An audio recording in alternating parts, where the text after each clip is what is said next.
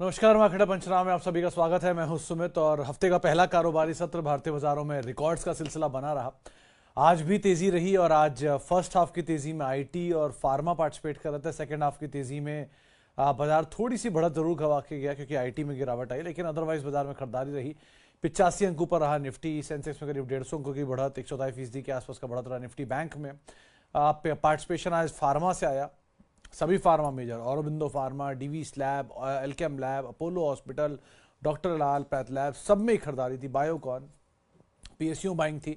PSU में से participation था, जबरदस्त पार्टिसिपेशन था। इनफैक्ट बैंक्स में, पीएसयू बैंक्स में, ओएनजीसी, साथ ही साथ जितनी भी बड़े ऑयल मेजर्स हैं, वो गेल और बाकी जो पीएसयू कंपनियां हैं वहां पे खरीदारी, डिफेंस में खरीदारी।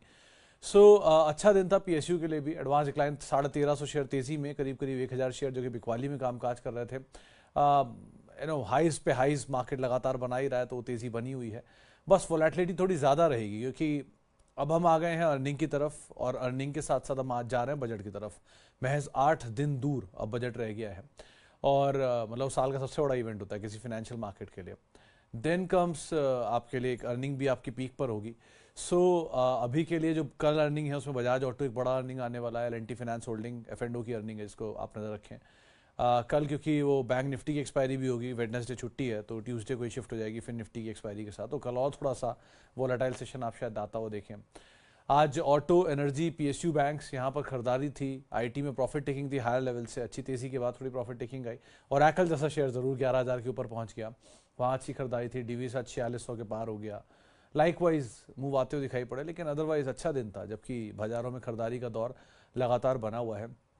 वीकेंड पे अर्निंग में एचसीएल के नंबर्स अच्छे थे, डीमार्ट के नंबर्स अच्छे थे। तो अर्निंग्स का तो फ्लो चल ही रहा है, और साथ ही साथ कुछ और अर्निंग्स में जो बढ़िया मूव देखने को मिल रहा है, उसमें बजाज ऑटो भी अनुमान लगाया जा रहा है कि अच्छे अर्निंग आ सकते हैं। उसको भी आप ध्यान रखिएगा। एशियन पेंट्स की अर्निंग उसके बाद है। लेट्स सी कैसे कामकाज करते हैं, बट ठीक है, in total so far situation comfortable है और चीज़ें बेटर हैं। तो अभी तो आप बने रहिए और keep in holding track. Let's see कहाँ जाता है। हाँ, वो सारा पीएसयू जरूर भागा, MMTC, STC, ITI, HMT, MTNL, जिनके नंबर्स में दम नहीं है लेकिन फ्लोट छोटा, तो वहाँ पर भी एक अच्छी तेजी आई, उनको अभी अदरवाइज आप ध्यान रखिएगा।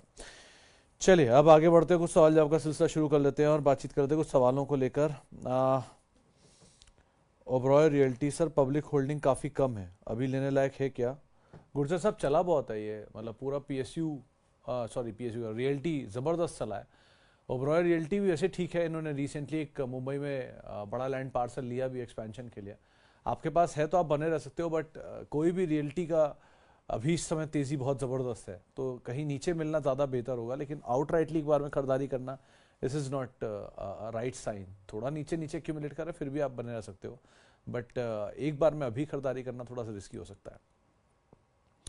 सर जी, मार्केट इतना ऊपर जा रहा है, ये फंडामेंटली है या जस्ट लिक्विडिटी के चलते हैं? ऐसे मार्केट में क्या करना चाहिए? देखो गुरप्रीत सर, ऐसे मार्केट में फ्लो के साथ रहना चाहिए। आप गलत प्रूफ करने पे मत लगो मार्केट को कि मार्केट गलत है। मार्केट कभी गलत नहीं होता, मार्केट हमेशा सही होता है। हम गलत होते हैं जो मार्केट को एसेस नहीं कर पाते हैं। So you can not get wrong, make market wrong, but you can always get wrong. तो बाजार सही है, वो अभी जो कर रहा है वो सही है, वो जो करेगा आगे वो भी सही होगा। अब क्योंकि मार्केट रैशनल कभी नहीं होता, मतलब मार्केट सॉरी हमेशा रैशनल होता है, इधर तेजी में भी और मंदी में भी। वो तेजी आते टाइम भी कभी नहीं सोचता और मंदी में भी कभी नहीं सोचेगा। आज बुल मार्केट है, तो बुल मार्केट में कोई होता है सुनने को तैयार नहीं होता, और बियर मार्केट में कोई सुनने लायक नहीं बसता। आज जो स्टोरी आप देखोगे उसमें 25 FI, 26 FI, 28 FI, 30 की गाइडेंस दी जाती हैं, यानी 5-5 साल फॉरवर्ड की गाइडेंस, जिसको अभी ये नहीं पता कि अगले साल क्या होने वाला है, लेकिन अगले 5 साल की गाइडेंस आप दे देते हैं। और जब बियर मार्केट आती है तो उस साल की गाइडेंस कोई बाजार नहीं देखता। तो ये दोनों साइड एक्सट्रीम्स होते हैं। ठीक है, अभी चल रहा है फ्लो, चलने दीजिए, बी विद द फ्लो। जहां जाके अब टॉप बने, जहां जाके रोके क्या पता, लेकिन जहां तक नहीं है तब तक तो चलने दीजिए जैसा चल रहा है। बट ऐसा जरूर करते रहिएगा, इस मार्केट में थोड़ा थोड़ा पैसा अपना कैपिटल निकालते चलिएगा, ताकि जिस दिन आपको फॉल मिले उस दिन एटलीस्ट आपके पास कैपिटल बचा रहे वापस दोबारा पैसा डालने के लिए मार्केट्स में। कभी भी आए, वो आज आए, 6 महीने बाद आए, 6 साल बाद आए। लिक्विडिटी ड्रिवन है, बहुत हद तक है। वो 22,000 करोड़ रुपए की SIP आ रही है, उसमें नेट फ्लो भले ही कम है लेकिन ग्रॉस फ्लो तो बड़ा ही है। ऑफिस की तरफ से आ रहे हैं, प्रमोटर माल बेच रहा है, ऑफिस हाउसेस जो है, जो कहते हैं ना फंड हाउसेस जो रहते हैं, वो अपने आप माल ले रहे हैं, म्यूचुअल फंड का फ्लो आ ही रहा है। सो प्लस एफआईज भी बाय कर रहे हैं, तो सिचुएशन तो स्ट्रांग है ही लिक्विडिटी वाइज। कब पलटेगी पता नहीं, लेकिन जब तक नहीं पलट रही तब तक तो बी विद द फ्लो। अच्छी वैल्यू जहां जहां मिलती रहे ज़रूर लपकिए, जिसे कहते हैं ना जैसी फॉल मिले किसी अच्छी कंपनी में तुरंत उसको ग्रैब कर लीजिए, और ज़्यादा से ज़्यादा उन कंपनियों के साथ रहिए जिनके कारोबार हैं। बिना कारोबार वाली कंपनियां बड़े बड़े प्रोस्पेक्ट देते हैं, बुल मार्केट में रिवाइव करते हैं, बियर मार्केट में गायब हो जाते हैं। सो इसलिए ज़रा उनसे थोड़ा बच के रहिएगा, या रहिएगा तो बहुत कम एक्सपोजर रखिएगा। ओके जी, आगे बढ़ते हैं। और Cello sir please suggest stocks for pharma sector which are undervalued. Thakur साहब पिछले 2 महीने 1 महीने से तो चिल्ला ही रहा हूँ। एलकेम लैब देख सकते हैं, डॉक्टर रेड्डी देख सकते हैं, डीवीज देख सकते हैं।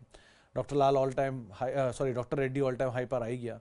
डीवीज भी 200-400 रुपये पार कर जाएगा तो आ जाएगा अपने ऑल टाइम हाई पर। एंड डीवीज भी सॉरी एलकेम भी, और डीवीज भी आ ही जाएगा 4600-4700 खड़ा ही है, 5000 प्लस पे उसका ऑल टाइम हाई है। सो स्लोली एंड स्टेडली अपने ऑल टाइम हाई तीनों काट देंगे। तो these 3 are very good companies. Otherwise Biocon आज एक जानकार बोल के गए हैं, लेकिन मिड कैप में औरोबिंदो बढ़िया है, बायबैक कर रही कंपनी खुद भी। So it's a good name. Otherwise बाकी ये 3 पे आप कभी भी नजर रख सकते हो। इन तीनों में आपको कभी निराशा नहीं होगी। आज ले लेंगे, 2-4 महीने नीचे ऊपर आएगा, फिर घूम घाम के अपना नया हाई बना देगा। सो ये टाइप की कंपनियां तो पोर्टफोलियो स्टॉक हैं, आराम से आप लेकर रख सकते हैं। Sir best way to invest in gold. Adil साहब, best way to invest in gold नहीं, best way to invest in any asset class is SIP. SIP कोई मेथड नहीं है, मतलब कोई प्रोडक्ट नहीं है, it's a method of investment, systematic investment plan. So आप शेयरों की एसआईपी करिए, आप गोल्ड की एसआईपी करिए, आप म्यूचुअल फंड की एसआईपी करिए, वो आपकी चॉइस है। लेकिन एसेट क्लास का खरीदने का सबसे अच्छा तरीका यही है। मतलब आप समझिए, रियल स्टेट में आपको कभी ये मौका नहीं मिलता, वहाँ आपको हमेशा एक बार में एक मुश्त रकम देनी पड़ती है, फिर आप उसकी ईएमआई कन्वर्ट कराते हो, या फिर पहले आप एक मुश्त लेते हो फिर ईएमआई लेते हो। आप इसको एसआईपी में कन्वर्ट कर सकते हो अगर आप म्यूचुअल फंड या इक्विटी या गोल्ड में जाते हो, तो वहाँ पे आप पहले दिन से ही एक मुश्त की बजाय छोटे छोटे ब्रैकेट्स में जा सकते हो। वहाँ भी आप चाहो तो इस तरीके को इस्तेमाल कर सकते हो कि पहले एक मुश्त में थोड़ा पैसा डाल दिया, फिर धीरे धीरे एसआईपी लेना शुरू किया, ताकि आपको जो एवरेज है वो मिल जाए नीचे की तरफ का या बेटर प्राइसिंग का। सो वो सबसे अच्छा तरीका होता है किसी भी एसेट क्लास में पैसा डालने के लिए। और गोल्ड में जाना है, गोल्ड ईटीएफ ले लीजिए। गोल्ड बॉन्ड्स का एक नया ट्रांच अभी खुलेगा कुछ दिन में, उसको आप देख सकते हैं। और बाकी एसआईपीज में गोल्ड बेस्ड बॉन्ड फंड्स हैं, उनमें आप जा सकते हो। सो मल्टीपल चॉइसेस तो हैं आपके पास यहाँ पर भी, बट एसआईपी के तरीके से ही जाइएगा जब भी जाइएगा किसी भी एसेट क्लास में इन्वेस्ट करने के लिए, लॉन्ग टर्म के लिए ऑब्वियसली। ओके जी, आगे बढ़ते हैं। और दीप इंडस्ट्री, मिस्टर मित्रा साहब, इसमें अभी रिसेंटली एक प्लांट विजिट हुआ था दीप का अहमदाबाद में, तो हम लोग गए भी थे उनसे मिलने के लिए। Things are getting fine. उन्होंने बहुत हद तक अपनी नई कैपेसिटी के ऊपर कामकाज कर रहे हैं, चीज़ें बेटर कर रहे हैं वो लोग अपनी, इसीलिए मतलब उसके स्टॉक चला ही बहुत था। तो वैसे कंपनी ठीक है, जिस कामकाज में वो कामकाज भी उनके लिए यूनिक है। अभी प्राइसिंग क्रूड की स्टेबल है, अगर बढ़ता तो थोड़ा इनके लिए और बेनिफिशियरी हो सकता है, बट ठीक है, अगर आपके पास है तो आप होल्ड कर सकते हो। वैल्यू वाइज भी शायद थोड़ा अब तो महंगा हो गया, दीप उस समय बहुत सस्ता था जब इन्होंने केपेक्स किया था, लेकिन बेटर इज आप होल्ड करिए सो फार। एंड अर्निंग्स के ऊपर नजर रखिए कि शायद लास्ट क्वार्टर के अर्निंग बहुत अच्छे थे, इस क्वार्टर के अर्निंग देखते हैं कैसे कामकाज करते हैं, बट एज ऑफ नाउ अभी तो आप बने रहो इसके अंदर। Respected sir, view on Dish TV, Ratan Power, JP Associate, Punj Lloyd, Noida Toll, HDIL, JP Infra, RCom, R Capital. देखो अरोड़ा साहब, ये मतलब इनको देख के समझ में तो आ रहा है कि आप बहुत पुराने निवेशक हो, क्योंकि ये नए निवेशकों को समझ में नहीं आएगी ये स्टोरी जिनको लॉस हो रहा है इसमें। जो भी आपकी ऐसे लॉसेस हैं, Reliance power, Reliance infra, JP power, even Vodafone, even Suzlon, सबको लगेगा ये स्टॉक्स ने कहाँ लॉस दिया। नहीं, इन स्टॉक ने भी एक ज़माने में बहुत मासिव वेल्थ इरोड की है। मतलब कुछ स्टॉक तो 90% साफ हो चुके हैं, इवन एमएमटीसी भी। भले वो आपको साल के हाई पे दिख रहे हैं, लेकिन वो साल का हाई है, लाइफ हाई नहीं है। लाइफ हाई बहुत ही ऊपर के उनके। एनीवेज, तो इतना ही कहूँगा सर, अभी तो आप बने रहो, अब इतना पेशेंस दे दिया, रखिए, कहीं तेज़ी मिले, लॉस कम हो, निकल जाइए, और कोई चॉइस नहीं है। बहुत सारे नाम तो उसमें डीलिस्ट ही हो गए। पुंज लॉयड पता नहीं अब ट्रेड होता है कि नहीं होता, लेकिन एक ज़माने में उसे एलएनटी बोला जाता था कि एलएनटी बन जाएगा। इवन बहुत कम लोग ये बात जानते हैं, एक ज़माने में कंपनी होती थी सिल्वर लाइन, बहुत कम लोगों ने शायद उसका नाम भी सुना हो, उसे इन्फोसिस बोला जाता था उस जमाने का, वो इंडेक्स का स्टॉक भी था बल्कि, और आज की डेट में वो है ही नहीं। ऐसा नहीं हो सकता जैसे कोई क्राइसिस हुआ उसमें, बट वन फाइन डे एक बाजार का फॉल आता है और सब गायब हो जाते हैं। सो ऐसे बहुत सारे नाम मैं आपको एन नंबर ऑफ गिना सकता हूँ पूरे आधे घंटे तक, कि जिनके अस्तित्व ही नहीं बचे और एक ज़माने में वहाँ के स्टार थे। सो अभी के लिए सर आप सिंपल बने रहिए और कुछ कर नहीं सकते इसमें, and just wait for the revival. अगर होता है तो जैसे अब रिलायंस नेवल अगर आपके पास होगा तो उसे स्वान ने खरीद लिया, स्वान उसको दोबारा रिलीज करा रहा है, तो आपको नंबर ऑफ शेयर घट के मिलेंगे लेकिन मिलेंगे, तो वो आपके लिए एक अच्छा ट्रिगर बन सकता है। तो ऐसी शायद कोई इन्हें भी खरीदे, कभी रिवाइव करे और चलना शुरू हो जाए, तो आप बने रहिए अभी। तो लेट्स सी आगे कैसे काम करते हैं फिर। Hello sir, please talk on suggest on portfolio stock for various sectors for long term SIP. देखो ठाकुर साहब, बहुत ही सब्जेक्टिव है। मैं आपको पोर्टफोलियो स्टॉक बताऊंगा 15% 20% साल का चलेगा, आप कहोगे 15% 20% तो ऐसे ही चल जाता है आज की डेट में, एक दिन में शेयर, इनका क्या ही फायदा। सो एक दिन में या एक महीने में 20% चलने में और कंसिस्टेंटली 20 साल तक 20% चलने में ज़मीन आसमान का अंतर होता है। स्प्रिंटर और मैराथन रनर वाला अंतर है ये, 400 मीटर दौड़ना और 40 किलोमीटर दौड़ने वाला अंतर। सो अगर आप पोर्टफोलियो बेस्ड स्टॉक ढूंढ रहे हैं तो आपके लिए हर कंपनी की कैश काउज को लेकर इकट्ठा कर लीजिए। बहुत सीधा गणित है, इसमें बहुत ज़्यादा आपको दिमाग नहीं लगाना। आपको एक सेक्टर, अगर मैं एक ग्रुप बोलूँगा कोई भी, तो अपने आप आपको उसका नाम याद आ जाएंगे। जैसे बजाज ग्रुप तो Bajaj Auto, Bajaj Finance, Tata group TCS, Titan, Tata Motor, Tata Steel, Tata Power, Reliance तो Reliance Industries obviously, Adani, Adani port, Adani power भी इवन कुछ टू एन एक्सटेंट, या आरपीजी ग्रुप तो सीएट, दिस वेदांता ग्रुप तो Hindustan Zinc, Bharat Forge. So ऐसे हर ग्रुप का एक ना एक स्टार होता है जो उनके लिए कैश काउ होता है, जो उनके प्रॉफिट्स का सबसे बड़ा हिस्सा रखता है, मतलब सबसे ज़्यादा प्रॉफिट ला कर देता है। वो अपने ग्रुप पर सबसे ज़्यादा बेट उसी कंपनी पे करते हैं ऑब्वियसली, क्योंकि वहाँ सबसे ज़्यादा उनसे ही होता है ना, घर का कमाने वाला चिराग है वो उनका। सो उस तरह के स्टॉक पे वो सबसे ज़्यादा बेट करते हैं वो लोग। तो हम भी कर ही सकते हैं, ऑब्वियसली बात है, इतनी गणित तो हमें भी आती है कि अगर मान लीजिए वो सबसे अच्छी कंपनी है उस ग्रुप की, तो आप भी उसे अपने पोर्टफोलियो का हिस्सा बना के रख सकते हैं।